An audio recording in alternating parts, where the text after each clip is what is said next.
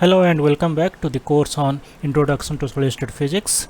In the last class we discussed what happens to the electronic states and how they are occupied at T equal to 0 Kelvin. Today we are going to find out the electronic heat capacity in case of the metals. And before that I would like to tell you that last class we had introduced this term Fermi energy, and sometimes it is also referred to as the chemical potential of the system. So what actually it means? It is a thermodynamic term, chemical potential, and it means how much energy is required to add one species of a particle to this system. Suppose we are having a system with n number of particles, and suppose we want to add another particle to the system, and suppose the system is under equilibrium.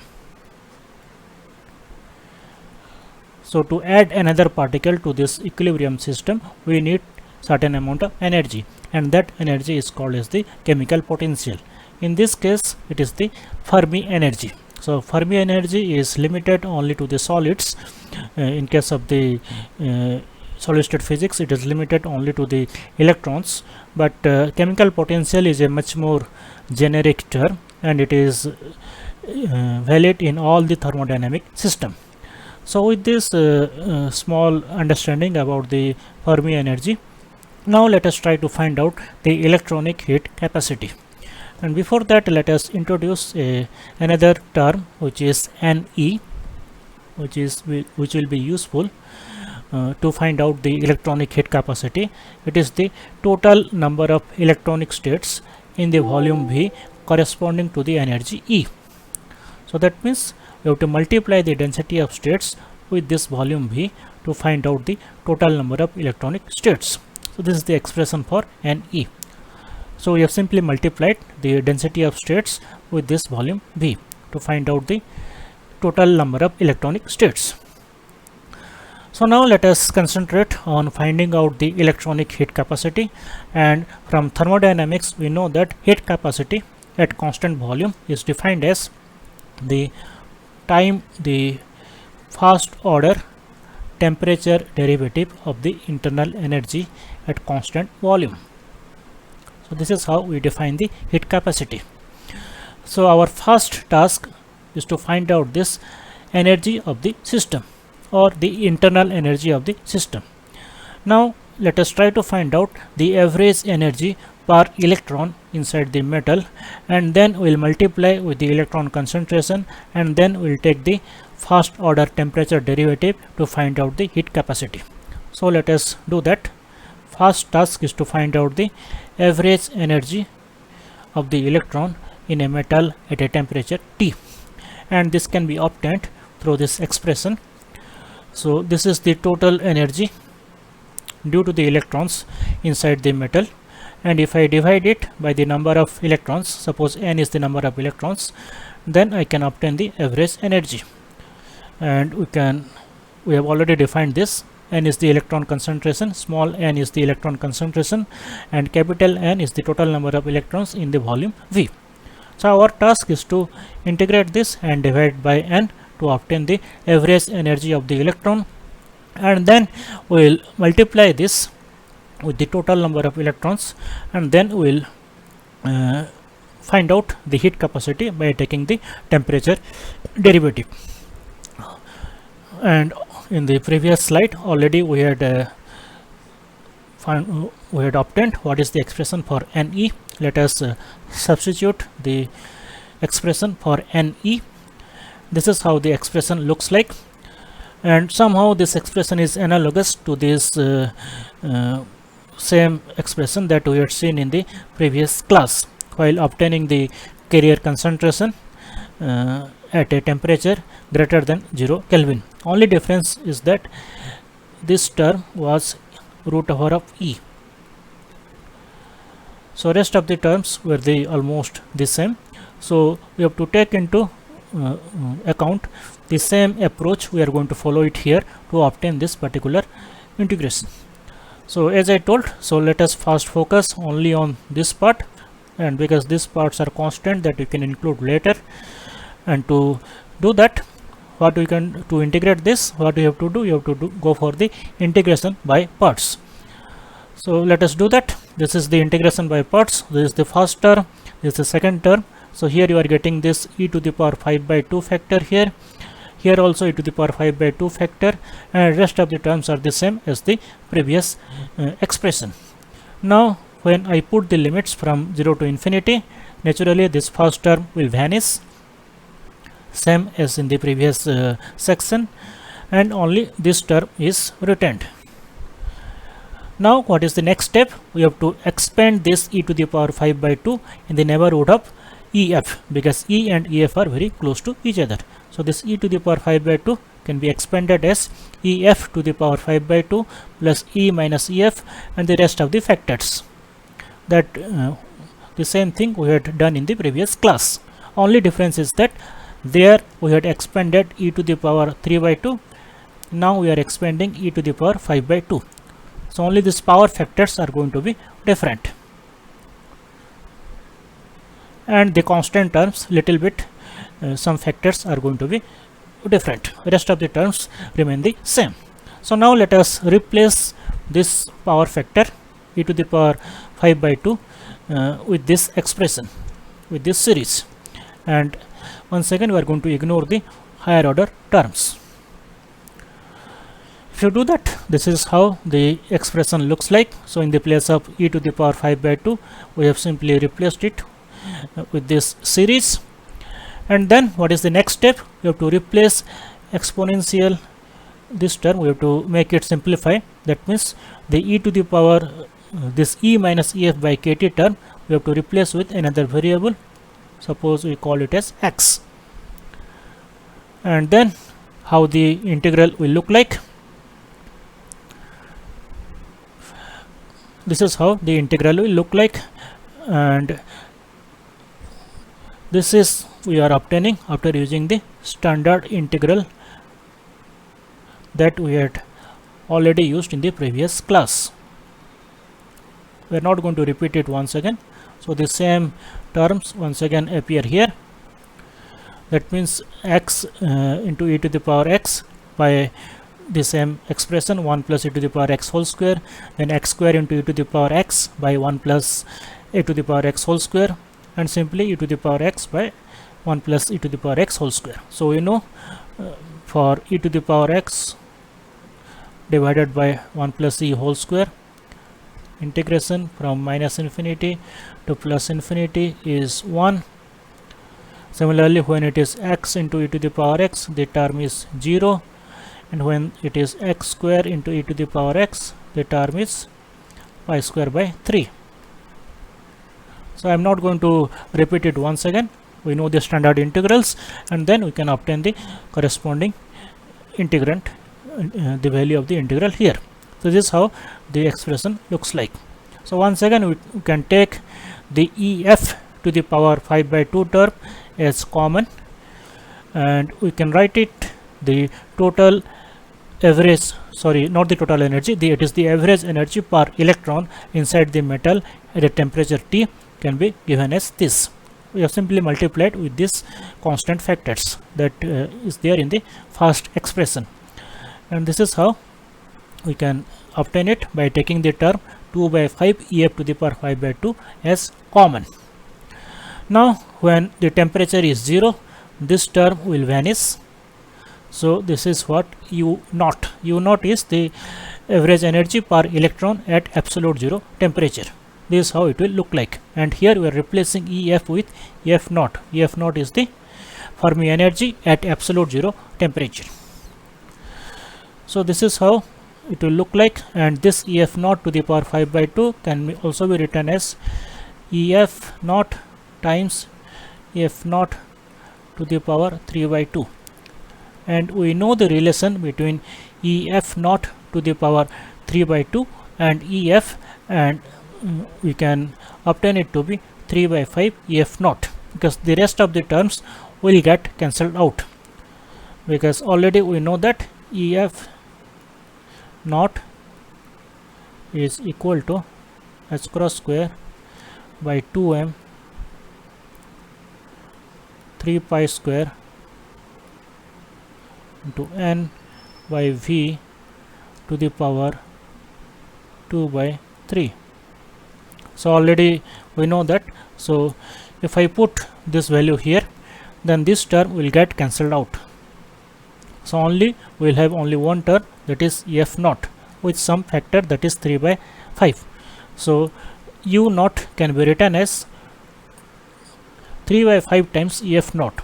So if I know the Fermi energy at absolute zero temperature, then I can find out straight away the internal energy per electron of the metal, or you can call it as the average energy per electron of the metal if I know the Fermi energy at absolute zero temperature.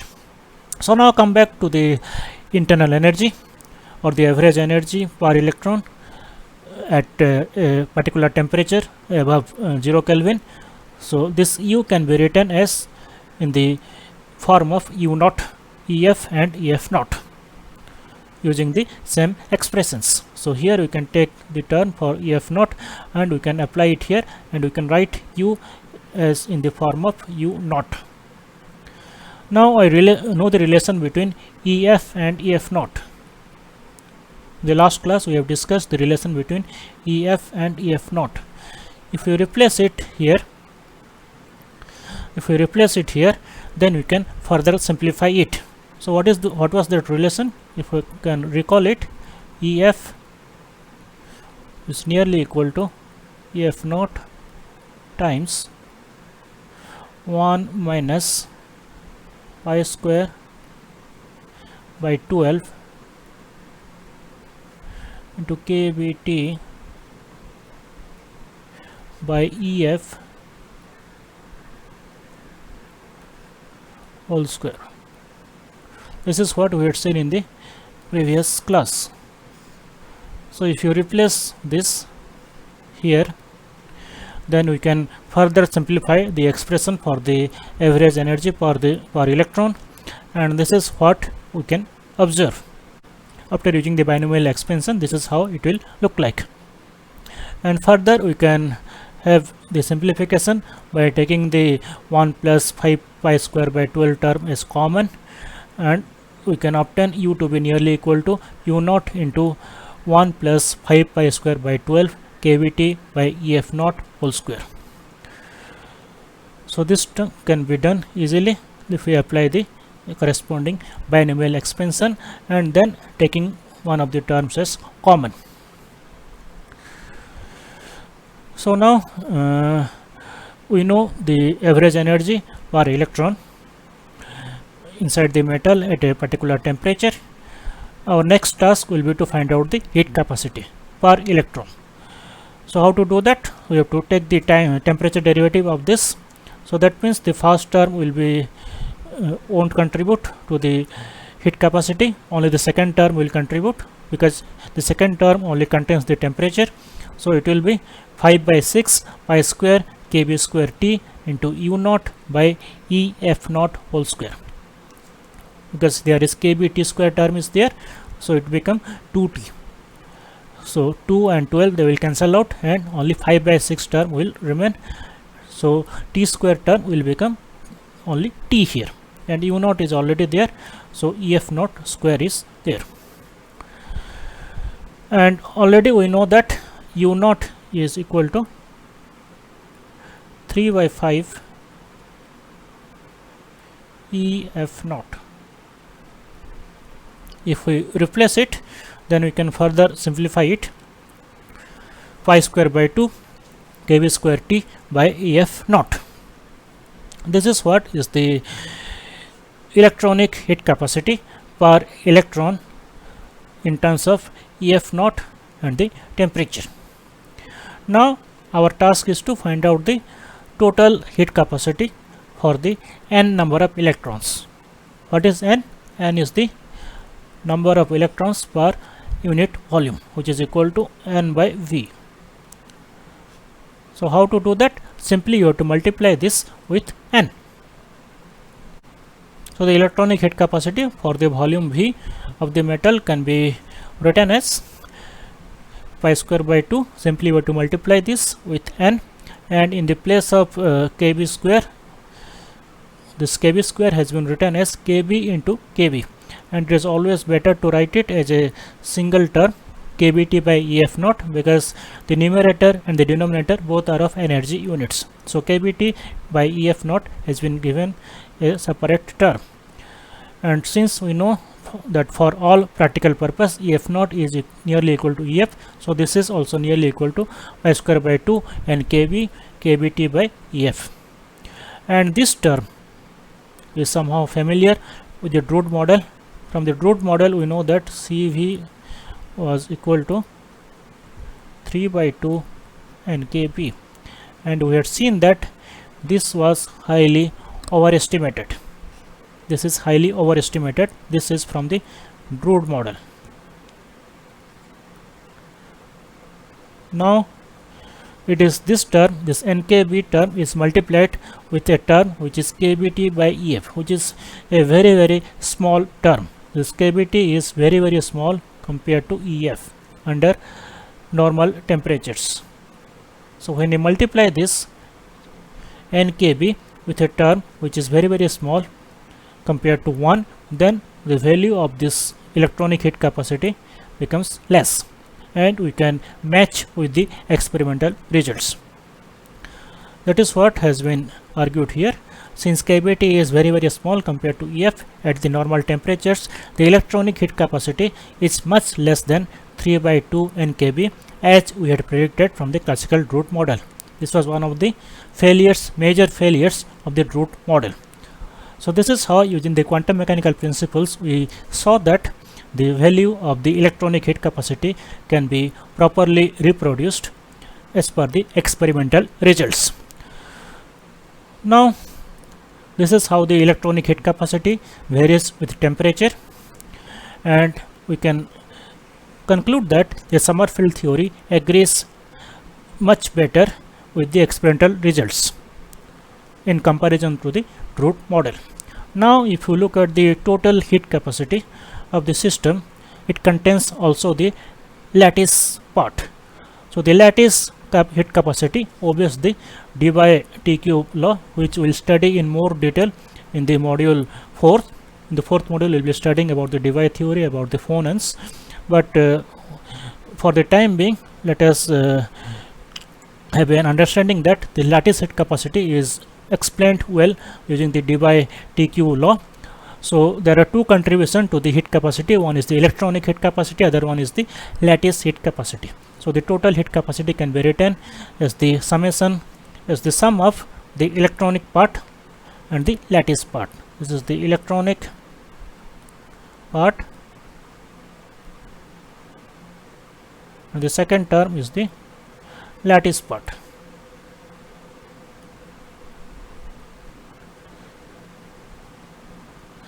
And since using the free electron theory we are finding out only the electronic contribution, so it will not match completely with the experimental result if I measure the heat capacity of the solids, but it can very well explain the electronic heat capacity of the solids. So how to differentiate it, how to obtain the electronic and the lattice contribution experimentally? For that we have to measure the heat capacity as a function of temperature, and then I have to plot Cv by T as a function of T square, and from this expression it will look like a straight line. This is what is the experimental result, and the slope of this will give you A, and this intercept will give you gamma. And once I know the gamma value, then I can find out the corresponding electronic contribution to the heat capacity of the solid.